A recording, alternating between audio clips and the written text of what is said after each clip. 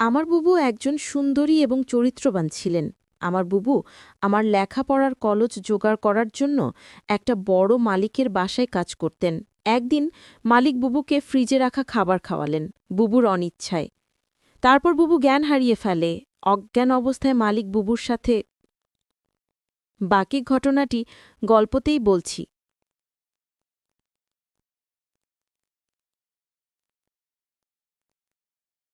আমার বুবু যখন মিল হয়ে যায়, আমি তখন ক্লাস 9-এ পড়ি।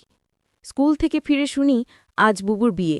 আব্বা আমাকে বললেন, শিবু, ঢাকা থেকে মেহমানরা আসবে, তুই এক ছুটে বাজারে যা, আফজালকে বল তার ডেকোরেশনের চেয়ার পাঠাতে। আমি এক দৌড়ে বাজারে চলে গেলাম। আফজাল চাচাকে যখন সব বলছি, 2টা প্রকাণ্ড গাড়িকে বাজার পেরিয়ে আমাদের বাড়ির দিকে যেতে দেখলাম। আফজাল চাচা বললেন, যা, রুন্নার অনেক ভালো ঘরে বিয়ে হলো, তোদের অবস্থা এইবার ফিরবে। বুগুর কি সত্যি ভালো বিয়ে হচ্ছে আমি জানি না। আমি শুধু জানি বুগু চলে যাচ্ছে আমাদের বাসা থেকে। তারপর কি হবে? কে আমাদের খাবার এনে দেবে? কে আমাকে চুপি চুপি তার মাটির ব্যাঙ ভেঙে আমাকে মেলায় যাওয়া টাকা দেবে? বুবুকে ছাড়া যে আমার জীবন চলতে পারে, আমি সেটা কল্পনাও করতে পারি না। কলেজের এক প্রোগ্রামে আমার সুন্দরী বুবুকে দেখে নাকি দারুণ পছন্দ করেছে এক বড়লোকের ইঞ্জিনিয়ার ছেলে। তার চাপে পড়েই তার পরিবার রাজি হয়েছে এই বিয়েতে। নইলে আমাদের মতো মধ্যবিত্ত ঘরে এত বড় আত্মীয় হওয়ার কথা না। সবাই বলাবলি করছে বুবুর কারণে এবার আমাদের ভাগ্য ফিরবে। আমার জন্মের সময় আমার মা মারা যান, বুবুর বয়স তখন 8। আমার স্কুল শিক্ষক আব্বার বিয়ে করাননি, বুবুই মানুষ করেছে আমাকে। আমার জগৎও ঘিরে তাই আমার বুবু। বিয়ের আসরটা হয়ে গেল দায়সারাভাবে। বিয়ে নাকি 2 পরিবারের বন্ধন, কিন্তু আমার সেটা মনে হলো না। পাত্রের বাবা সারাক্ষণ মুখ কালো করে রাখলেন। পাত্রের ছোট মামা আমাদের ঘর বাড়ি উঠান ঘুরে ঘুরে দেখলেন, মাঝে মাঝে নাক ছিটকালেন। আমাকে ডেকে বললেন, তুমি কোন ক্লাসে পড়ো? আমি কিছু বলার আগেই কেউ একজন বলল, শিবু পাইলট স্কুলে পড়ে, ফার্স্ট বয়, 5-এ বৃত্তি পেয়েছে, ক্লাস 9-এও পেয়েছে। আমার লজ্জা লাগলো, কিন্তু ছোট মামা শুধু একটু নাক ছিটকালেন। সেই দিন গাড়িতে ওঠার আগে বুবু যখন আমাকে জড়িয়ে ধরে নিঃশব্দে কাঁদছিল, তখনও আমার কষ্ট লাগছিল। 3 দিন পর নতুন জামাইয়ের বউ নিয়ে নাই ওর আসা কথা।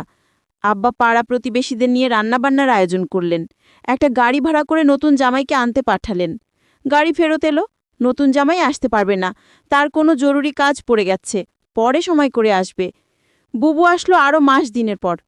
একটা সাদা রঙের গাড়ি থেকে বুবু নামু, আমি ছুটে গেলাম। আমি বুবুকে জড়িয়ে ধরতে গিয়েও থমকে গেলাম। গায়ে দামি ফিনফিনের শাড়ি, মুখে পার্লার থেকে করা মেকআপ, ব্ল্যাক করা বাঁকানো ভ্রু আর স্ট্রেট করা চুলে আমার বুবুকে কেন জানি হঠাৎ অচেনা লাগলো। আব্বা দৌড়ে এলেন, জামাই আসেনি? না আব্বা, সাইটের কাজে গেছে। বুবু আব্বাকে ধরে কিছুক্ষণ কাঁদল। আমি সারাদিন বুবুর আশেপাশে ঘুরঘুর করলাম, কিন্তু বুবুকে কেমন আনমো না দেখলাম। শুধু একবার আমাকে জিজ্ঞেস করল, শিবু পড়াশোনা করছিস তো ঠিকমতো?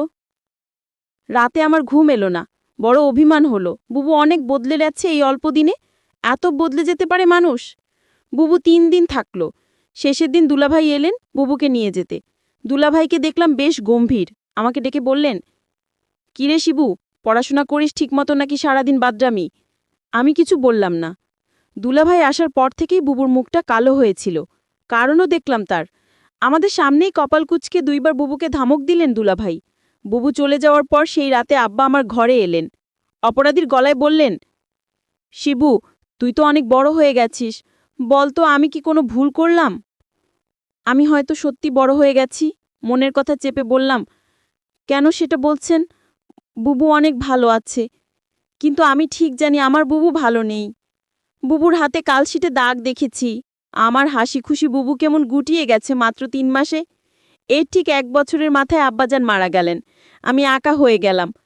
পাড়া প্রতিবেশীরা বুবু দুলাভাইকে চেপে ধরলেন আমাকে নিয়ে যাওয়ার জন্য। বুবু উৎকণ্ঠা নিয়ে দুলাভাইয়ের মুখের দিকে তাকালো।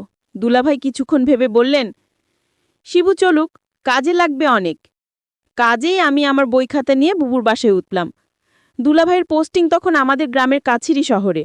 ছোট ছিমছাম 2 রুমের বাসা। আমি 1 রুম ভাগে পেলাম, শহরের একটা স্কুলে ভর্তি হলাম। দুলাভাই চাকরির পাশাপাশি কন্ট্রাক্টরের ব্যবসা করতেন। একদিন আমাকে বললেন তার সাইটে গিয়ে কাজ তদারকি করতে। আমার স্কুলের ক্লাস মিস হতে লাগলো। আমি বই খাতা নিয়ে সাইটে চলে যেতাম। সারাদিন কাজ শেষে বাসায় ফিরে খুব ক্লান্ত লাগতো। আমার রেজাল্ট খারাপ হতে শুরু হলো।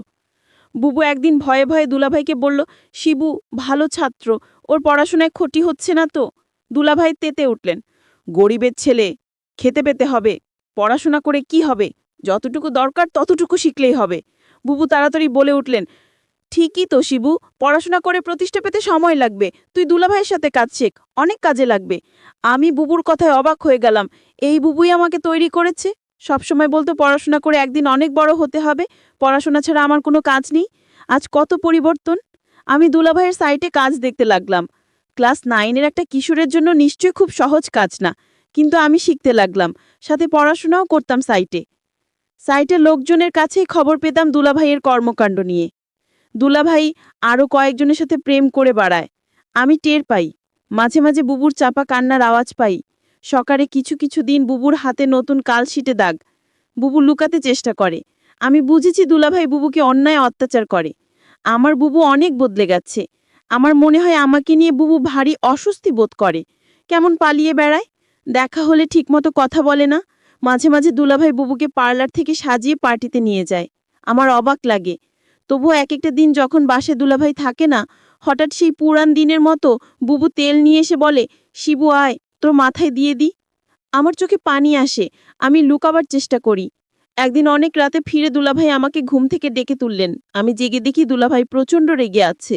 আমাকে বললেন, হারামজাদা, তোকে আমি সাইড দেখতে দিচ্ছি আর তুই সেখানে পড়াশোনা করিস? আমি চুপ করে দাঁড়িয়ে রইলাম। হঠাৎ করে দুলাভাই আমার চুলের মুঠি ধরলেন। বল, আজ সাইড থেকে 1 লাখ টাকা চুরি করেছে কে? নাকি তুই করেছিস? আমি অবাক হয়ে গেলাম।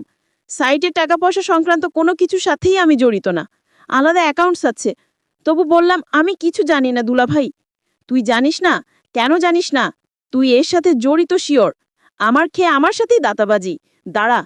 দুলাভাই তার বেল্ট দিয়ে আমাকে মারতে আরম্ভ করলেন। আমি সারা জীবনে কখনো মার খাইনি। পরিবারে আদরে মানুষ হয়েছি।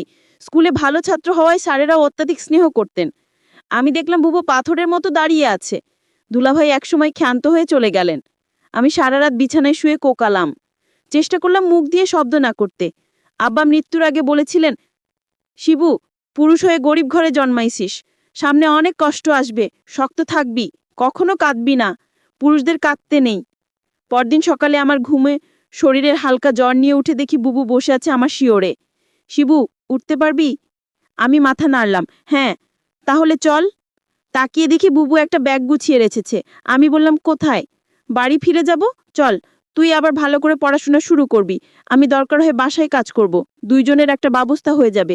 আমি অবাক হয়ে তাকিয়ে রইলাম। বুবু আমার জন্য তার স্বামীকে ডিভোর্স দিয়ে চলে এলো এবং সেই বাড়ি থেকে চিরদিনের জন্য চলে এলো। তারপর বাসা আমি আর বুবু থাকি। বুবু একটা বড়লোক বাসায় কাজ পেল। তাদের কাপড় ধোয়া, রান্না করা ইত্যাদি তাদের কাজ করতে হবে। মাস শেষে যে টাকাটা পাবো সেই টাকা দিয়ে আমার লেখাপড়ার খরচ আর পরিবার চলে যাবে। বুবু যে বাড়িতে কাজ করে সেই বাড়ির মালিক বুবুকে একদিন বলেছিল, তোমার যত টাকা দরকার আমি দিব, তুমি শুধু একটি কথা রাখো। বুবু বলল, আমি বাসায় কাজ করি, এটাই আমার চলে, অতিরিক্ত টাকার আমার দরকার নেই। বুবু বুঝতে পেরেছিল মালিকের চরিত্র ভালো না। তারপরও বুবু এই বাড়িতে কাজ করে যে টাকা পেত সেটা দিয়েই আমাদের মাস চলে যেত। মালিকের বাসায় সবাই একদিন কোথায় ঘুরতে গেল। শুধু মালিক বাড়িতে ছিল। মালিকের নাম আহসান আলী।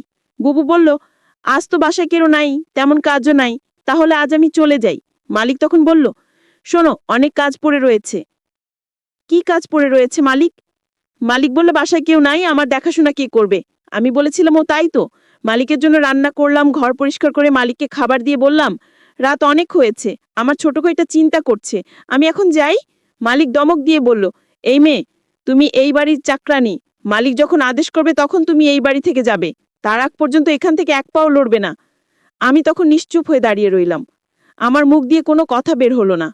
হঠাৎ মালিক বলল দরদ কণ্ঠে, মারে, আমার তো ছেলে মেয়ে আছে, তোর কষ্ট আমি বুঝি। তুই তোর মাকে হারালি, বাবাকে হারালি, নিজের স্বামীকে হারালি, এখন ভাইটাকে লেখাপড়া শিখিয়ে মানুষ করার জন্য তুই পরিশ্রম করছিস। আমি মালিকের হঠাৎ এরকম ভালো কথা শুনে আমি কিছুটা অবাক হলাম, কিন্তু সে মুখে যা বলছে চেহারায় তা প্রকাশ পায় না। আমাকে বলল, আমার স্ত্রী ছেলে মেয়ে তারা 2 দিনের জন্য চলে গেছে। আমি বলেছিলাম, আপনি যাননি কেন? আমার ঘোরাফেরা তেমন একটা ভালো লাগে না, আমি এর আগে বহুবার ঘোরাফেরা করেছি, এখন আর ভালো লাগে না। তুই আমার মেয়ের মতো, ধর তোকে আমি কিছু টাকা দিলাম, তোর ভারিয়ের সামনে পরীক্ষা, ভালো মন্দ কিছু খাওয়াইস। আমি বলেছিলাম আমার টাকা লাগবে না। মালিক তখন আমায় জোর করে টাকাটা হাতে ধরিয়ে দিল। আমি না নিয়ে পারলাম না। মালিক আমার প্রতি হঠাৎ এমন দরদ দেখাচ্ছে কেন? যখন মালিকের ছেলেমেয়ে বাড়িতে ছিল তখন তো তিনি এরকম দরদ দেখাননি। আমি মালিকের এরকম ভালো ব্যবহার দেখে কিছুটা অবাক হলাম। এরকম কথা বলতে বলতে প্রায় রাত 11টা বেজে গেল। ওইদিকে আমার ভাই আমার জন্য চিন্তা করছিল। আমি মালিককে বলেছিলাম, এখন আমি যাই। সে তখন বলল,